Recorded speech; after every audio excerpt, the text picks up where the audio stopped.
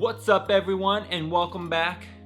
Today, we're talking about the Promised Neverland again, and oh my goodness, this week's episode was insane. So we're 5 episodes in to season 2, and this season has just been full of surprises. So I won't bother doing a quick recap. If you want to know everything that's happened so far and all of my thoughts, you can go back and watch my other videos. This episode was really interesting.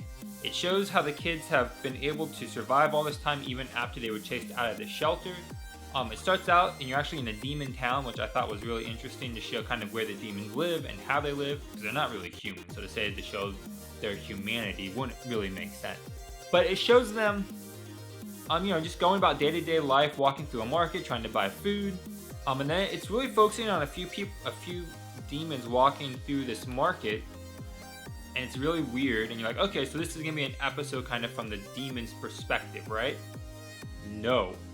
It follows these demons into like this temple where they then take off their masks, and it's Emma and some of the other children in disguise as demons, and they've been walking around through demon towns buying food and surviving that way by blending in with the demon community. And I thought that was a really cool twist. I thought they would be spending their whole time on the run and trying to hide and having to hunt.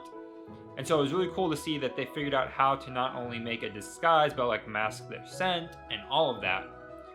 So then it goes in, they're in this temple and they've been gathering food.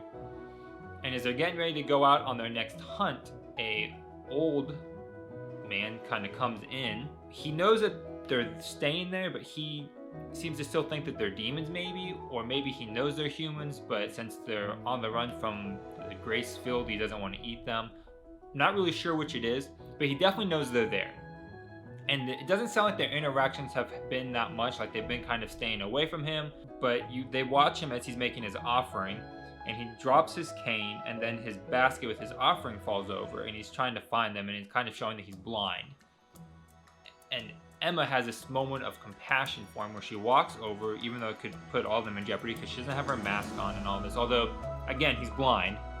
So she walks over and helps him pick up all the offering and, puts all the nuts or whatever they are back in his basket for him and hands them to him.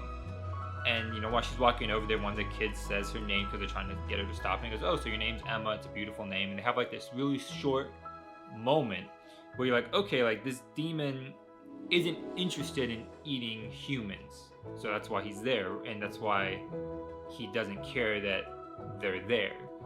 Well, then she walks away and he leaves his offering and starts to pray to his gods about the offering and how this whole town is struggling, and that they would like to get some meat from one of the farms because the town is basically dying. They call it degenerating from a lack of good quality meat, meaning human meat. And then so the kids realize that like he's here leaving these offerings and praying for his family and for his town, and they kind of see the side of the demons that they hadn't really thought about, even though they've been walking through their towns, is that the demons have families and they have thoughts and cares and worries. And it was a really interesting twist. And then it cuts to these 2 guys who have, I guess, their sister maybe or their mom, some family who's like really sick, and they need good quality human meat to kind of restore their health. And so they kind of make this plot to try and go find the grace-filled kids who they've heard rumors are still on the run. And so it's weird, it gives you like this interesting like spin on what's going on, because the first season really makes it seem like, the kids are trapped in this terrible system where they're being sacrificed to these demons, and it's just because the demons are these kind of monsters that control everything. And as season 2's gone on, it's really kind of put the demons into this other light, where it's trying to be like the demons are just trying to do what they have to do to survive, and the humans were trying to do what they had to do to survive. And so they made this system where they had to sacrifice some of the humans in order for the human race and the demon race to be able to survive without just destroying each other completely. So the kids are back in town, and they take a couple of the younger ones with them because they want to go and help. And so they take them with them, and they're in the town trying to buy some more supplies.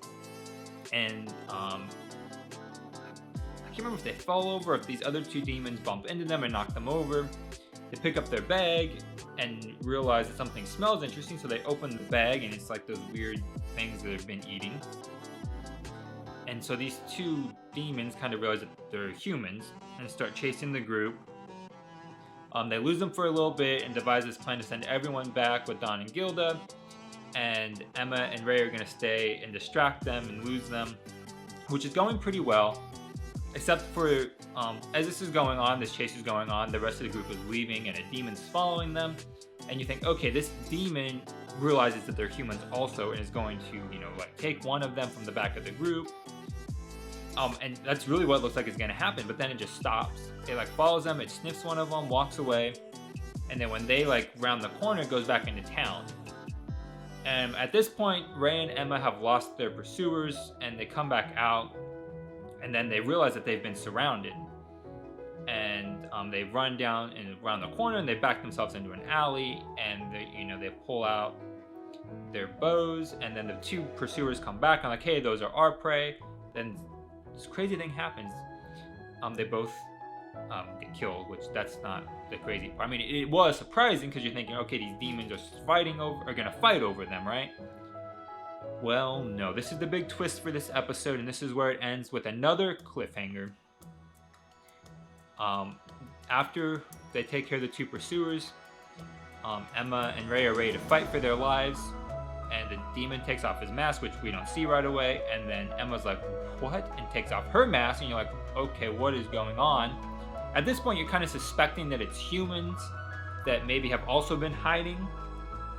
No, it's Norman. Norman's been alive this whole time, which we were all hoping but had no confirmation. He's been alive this whole time, and apparently he's been looking for Emma and the others, and he's like, I finally found you. And the episode ends, of course, on another huge cliffhanger, because that's what this show does. Wow. Okay, so let's kind of unpack that, especially the ending here. So if Norman is still alive, which is good news, and last week we saw Isabel was offered to go hunt down the kids, and then she was offered some sort of extra incentive that we didn't get to hear. So was the extra incentive that she would get to eat Norman, or that they would let Norman go free? Or was the incentive something more like, if you help us, and if you let Norman help us find the kids, you and Norman can go free? Or maybe her and one of the other kids. I know there's some speculation that maybe Ray is Isabel's child. Whatever the case may be. So maybe that was the incentive, and because of that, she then let Norman go and has been tracking Norman to see where the kids are, knowing that he would be able to find them. There's a lot of ways this could play out. I don't think it's going to result in the whole group of kids being captured, because that would be a little bit too dreary for the show's mostly positive look on how everything's going. I do think that we're going to start being faced with some very tough choices, and the kids really are going to be faced with the choices, and us as viewers are going to have to watch them unfold. But I think we're in for a really good next few episodes as this kind of storyline concludes and gets set up for where we're going next.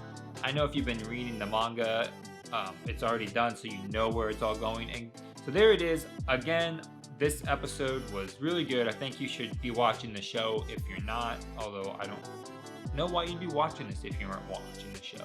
But again, I think it was a really solid episode that continues just to make me amazed how this show, just episode after episode, just continues to be just a very good show with a very good story that knows where it's going and how it's going to get there. And it never really feels like even the dead time is dead time. I just really like it. So there it is. That's my little review recap of The Promised Neverland Season 2, Episode 5. If you've liked this video, hit the thumbs up, and then go ahead and hit subscribe, and then go hit the notification bell on the channel, and you'll get notified when all my videos go up every day.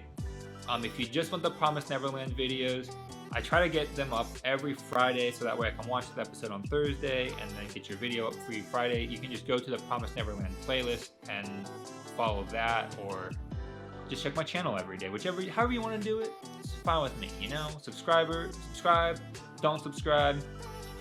Just watch the videos you want to watch, that's pretty cool. Anyways, thanks for watching, and we'll see you later. Peace.